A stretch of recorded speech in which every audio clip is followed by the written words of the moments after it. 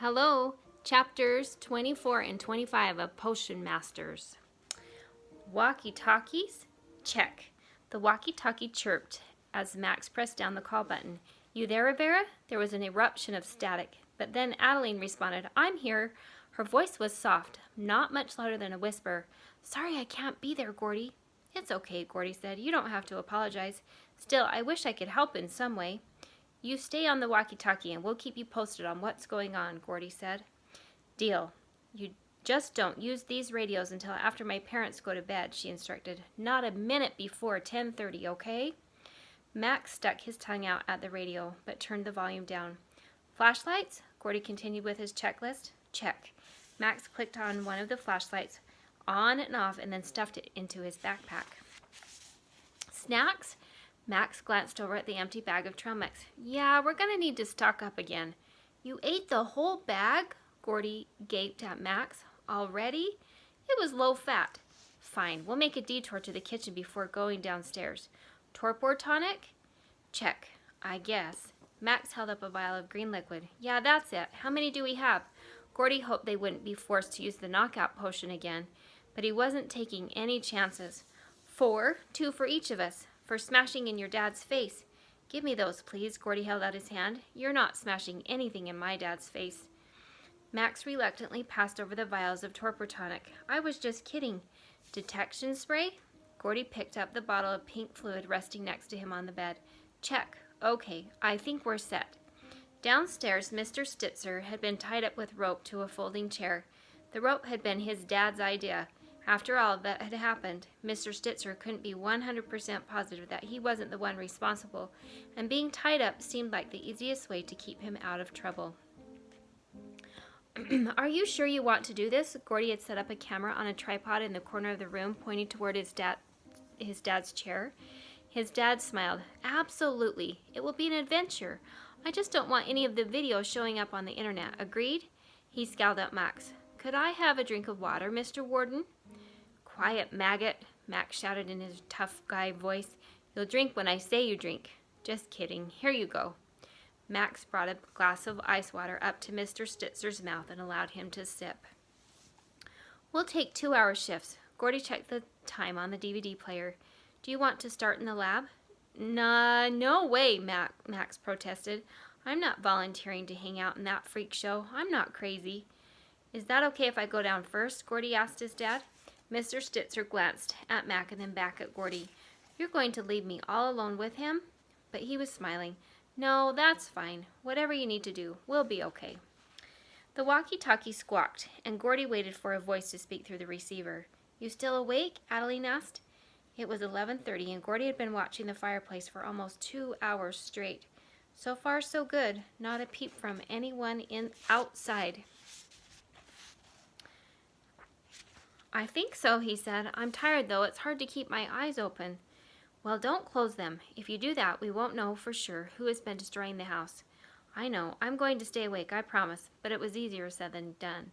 Gordy had brought down his potion journal to occupy his time, and though he had scribbled a few ideas, writing by flashlight was making his head hurt. Do you really think your dad's the one trashing your house? Adeline asked. Gordy paused before answering. He nervously clicked the eraser end of his mechanical pencil. No one else can get around as easy. You remember what happened when Yeltsin tried to bully his way in. The wards kicked him out, and they're all still intact as far as I can tell. Unless they find a way to destroy the wards, no one can come in that doesn't already have permission. And I know it's not me or Isaac or Jessica. But you don't know for sure. I'm not acting any different, am I? He asked. When my dad was blotched, he got angry really quick and said weird things. He's not doing that now, though, she said softly. Is he? I guess not, but maybe Esmeralda found a way to make him act more normal. That didn't seem likely either. I kind of hope it is him, don't you? What? Don't take that wrong, Gordy. Your dad's awesome. He's like the coolest dad ever. But if he's the one trashing the house, it means we don't have to worry about anyone else getting past the barriers. Gordy sighed. Yeah, I guess you're right, though I feel awful about it. He shook his head. This is all my fault. How is it your fault? Adeline asked. If I hadn't messed around with that potion. Esmeralda and Yeltsin would have still shown up, Adeline said. It wouldn't have stopped them from coming to your house and blotching your dad. Gordy fell quiet, listening. Besides, she continued, if you hadn't opened your aunt's package, you wouldn't have known how serious it was. Those creeps would have walked right in and taken the potion, and then what? You did the right thing, I think, and your mom will see it that way. Thanks, Adeline, Gordy said. You're welcome, she replied. How's your dad doing? He's asleep. So is Max, I think. More static poured from the walkie-talkie, and then Max's voice said, No, I'm not, but I'm coming down there with you. Your dad snores. Adeline signed off the walkie-talkie for the night, and 2 minutes later Max sat cross-legged next to Gordy on the stone floor of the basement. What snacks do you have? Max asked. Gordy looked into his backpack. None. None? Are you serious? Max whined. You had all the snacks. I didn't bring any downstairs. What do you have left, Max? Gordy snapped. Max held up his hands in surrender. Chill out, all right? Gordy stood up and started gathering his things. Hey, where are you going? We're swapping shifts, Gordy said. We can't leave my dad upstairs without anyone watching him. We're recording him, and he's sound asleep. The moment he wakes up and starts to go nuts, we'll know. Max stretched his legs and leaned against the wall. Sit down, please. Gordy looked at the stairs and chewed on the inside of his cheek. Max had a point. The house was fairly quiet. Any disruption from his dad, and they would be the first to know. He sat back down, and both of them stared at the fireplace. Outside, a strong wind blew, and it howled in the chimney. This is worthless, Max groaned. Your house is so boring at night. It was your idea to do this, remember? I thought there would be action and we would get to throw potions and stuff. I had to sit through an hour of some television show where they took apart ovens and put them back together again. Your dad laughed the whole time like he was watching Saturday morning cartoons. Max rummaged around in his backpack. He pulled out a candy bar and 2 cans of soda. I thought you said you were all out of snacks. Almost. We're down to the last of our rations, sir, Max whispered. Gordy smirked. You can't take this serious, can you? I am serious. Max popped open one of the cans and slurped grape soda. Once the Snickers is gone, we're going to have to start eating each other. He opened his mouth wide, leaned over, and pretended to bite Gordy. Get off me, Gordy laughed. Quit fooling around. Suddenly, Gordy stopped. It had been soft and almost unnoticeable, but he swore he had heard something move. Did you hear that? He whispered. Max was guzzling his drink. Hear what? He released a deafening belch. That? He smiled, and even in the near darkness of the lab, Gordy could see purple soda staining his teeth. Gordy clicked on the flashlight. I thought I heard something, like someone moving. Straining to listen, he pointed the flashlight up the stairs, and the beam lit up the half-open door leading into the kitchen. Dust particles swirled in the light like tiny insects. Was this the moment when his dad woke up and started ransacking the place? You're just freaked out, that's all. I didn't hear any. Max stopped talking, and his eyes grew large. Something was indeed moving, but it wasn't coming from upstairs.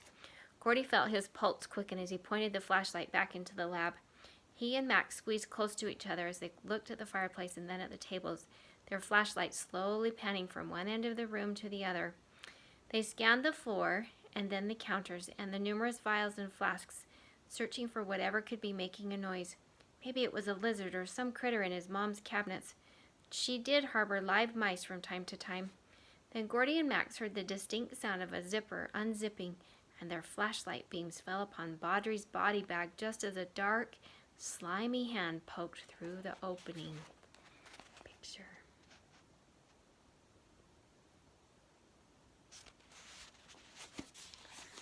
Chapter 25. Thin, rotting fingers flexed, working their way out of the bag. The material bulged and writhed as the opening widened and the zipper inched down to the end. Another hand appeared. It glowed in the 2 trembling flashlight beams as Baudry's awful stench filled the room. Max swallowed. Gordy, what the? Gordy clamped his hand over Max's mouth. Turn off your flashlight, he whispered, and don't make a sound. Max nervously fumbled, but he managed to shut it off just as the decomposing mummy leaned forward and poked his head out of the bag.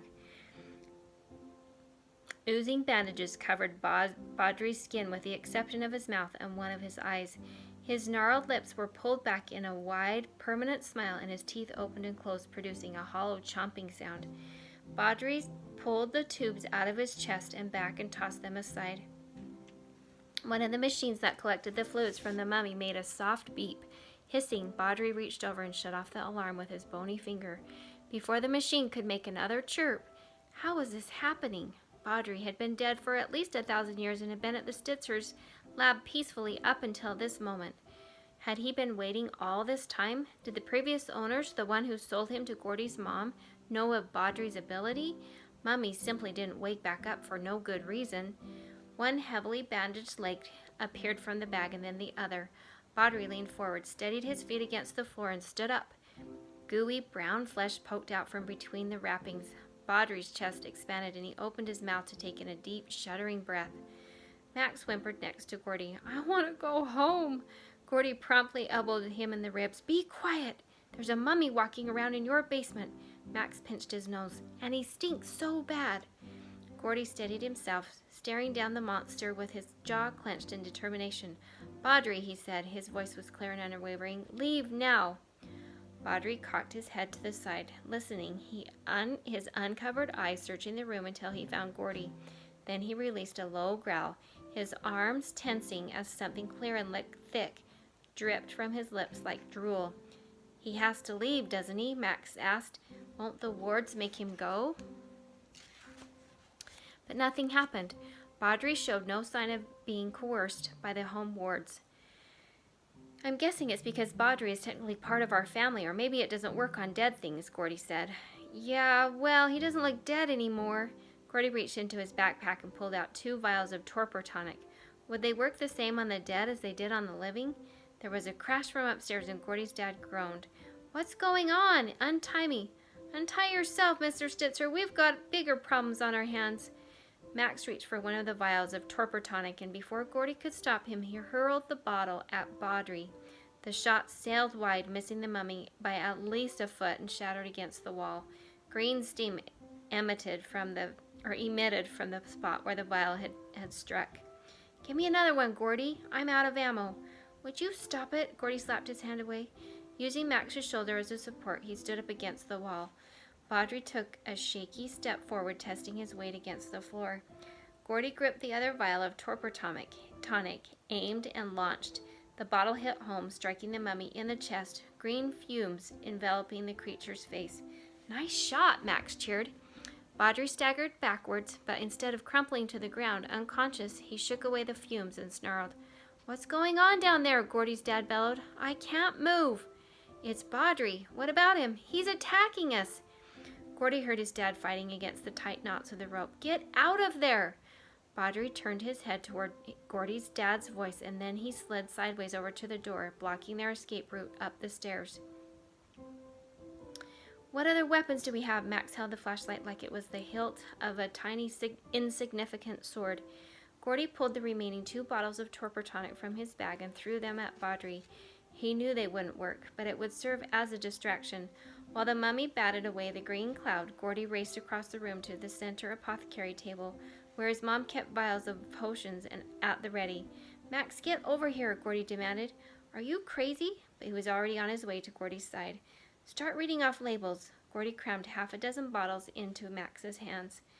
"Okay, this one says Goy-Likanji." Max squinted. "I can't read this." "Forget that one. It's Bosnian tickling juice." Gordy activated one of the Bunsen burners and furiously tossed ingredients into a small cauldron. The mixture roiled angrily beneath the growing flame. "Tickling?" Max shrugged and then chucked the bottle at the mummy. "I told you to forget that one," Gordy said. "It can't hurt, can it? I hate getting tickled." Upon impact, the Galakanji juice spread across Baudry's shoulders. His body began to twitch and convulse, and to Gordy's surprise, it succeeded in slowing him down. "What else?" Gordy demanded, gritting his teeth in concentration. "Grand gruel. Don't throw